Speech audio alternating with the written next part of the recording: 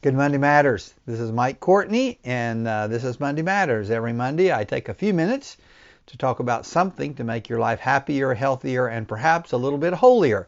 I hope your Sabbath was great and you're enjoying a new week and all the things that God has in store for you.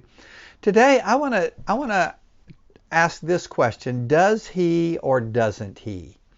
I think one of the great challenges that faces us in our Christian journey is, does God answer prayer or not? Does He really hear?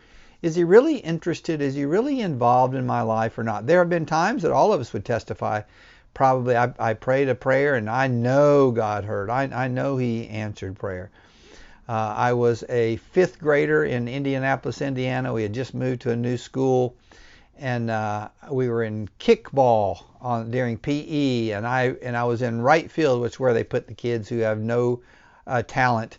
And I prayed, God, let me make a great play so my friends would like me. And the second I prayed that, the biggest kid in class kicked this huge fly ball, and it came right to me, and I caught it. And to this day, I'm convinced that God did that so that I would know He answered prayer. But there have been other times where I prayed and it feels like my prayers are hitting the ceiling. They're not going anywhere. And I asked, does He really hear or not? Does He really answer prayer or not? Well, it might help you to know you're not alone in this. I jotted down 5 illustrations out of Scripture where people could have wondered if God was answering prayer. The first one is found in Daniel. Daniel is being persecuted by the religious and political leaders of the day, and he goes into an upstairs room, he opens the window, and he prays for God to deliver him from his enemies. And after weeks, the angel finally comes to him, and the angel says, hey, God sent me the minute you prayed, but I've been battling the devil, been battling the enemy to get here to you. So I would say we don't always understand the pace of God. There are things going on that we don't know. There are things that we don't understand, and His pace is not what our pace is. Isaiah 55 says, "For my thoughts are not your thoughts, neither are your ways my ways, declares the Lord." So yes, God's answering your prayer, but His pace is different from your pace. Here's another one. Sometimes we don't recognize the presence of God. Elijah, the prophet, he's praying for he's praying for rain. Israel's going through a terrible drought, and Elijah's praying for rain. And he sends his servant. He says, "Go out and look and see if you see anything." The servant comes back and says, I don't see anything." So they keep praying. And then he says, "Go see if you see anything." Again, "I don't see anything." "Go see if you see anything." He finally comes back and says, "I see a cloud, but it's about the size of a man's fist. There's not much to this. I don't see that this is going to help." They pray, "Okay, go back again." And finally, this incredible downpour comes, and Elijah's vindicated, that the nation is saved. Sometimes we don't see the presence of God. It looks different than we thought it would look. I thought God would answer prayer this way, but He answered this prayer. So James says, count it all joy when you're going through persecution. This may very well be the presence of God trying to refine something in you.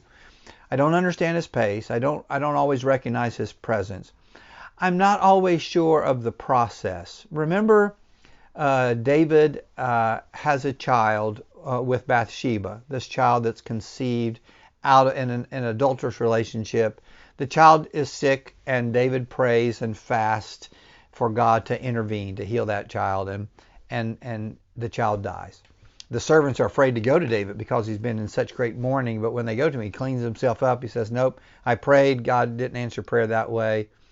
God's process was different from what I thought it might be. And then he goes on and writes these incredible praises for God. Sometimes God has a process that we just don't get. We don't understand. However, I will say that one of the things that David wrote in the 27th Psalm, "I would have lost heart had I not believed that I would see the goodness of the Lord in the land of the living." So I don't understand His processes, but I believe He answers prayer. His pace, His presence, His processes. His plan is it's something different from my plan. Paul, here's one of the most common. Paul says in 2 Corinthians, 3 times I prayed for this thorn in the flesh to be removed from me. Some people think it was bad eyesight. Some people think it was a cranky wife.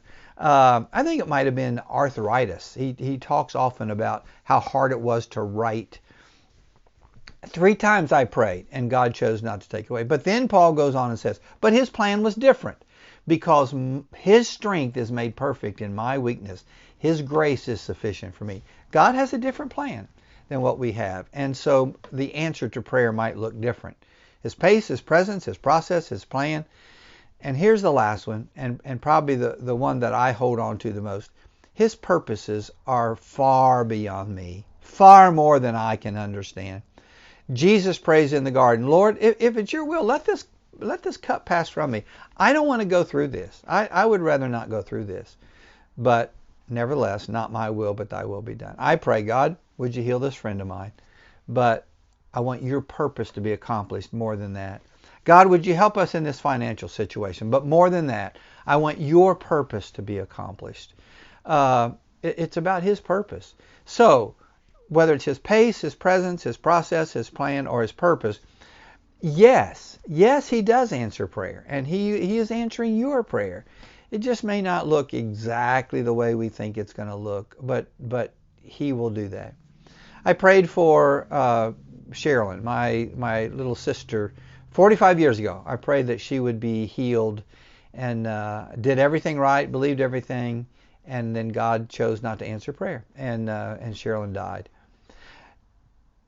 I don't understand that. I still don't fully understand, but I will tell you that out of that has unfolded so many opportunities for ministry and for direction, for me, for my sister, for our family.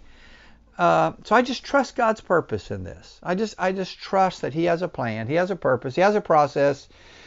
His presence is there, his pace is different from mine, and I hold on to the fact that he does answer prayer.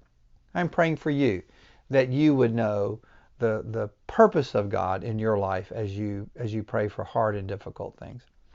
I will post something every day on Facebook and Instagram this week about this. If you'd like to tune into that, I don't guess you tune into Facebook. I don't know what do you tune into. I don't know, but I'll post that. Also, a reminder: tonight is the second night of you'll get this tomorrow. So last night was the second night of a 7-week discipleship class. It's not too late for you to join. If you're interested, you can let me know. I'll send you a Zoom class and you can join from here on out. We're going to do 7 weeks in February and March about understanding God, the nature of God. It's discipleship, and love for you to be a part of that. Thanks for being a part of Monday Matters. Like, subscribe, share it with your friends. I don't know. I don't know what you're supposed to do with it. I don't know what I'm supposed to do with it, but thanks for being a part of this. God bless you. Have a wonderful day, and know that he loves you with an everlasting love. He is answering your prayer.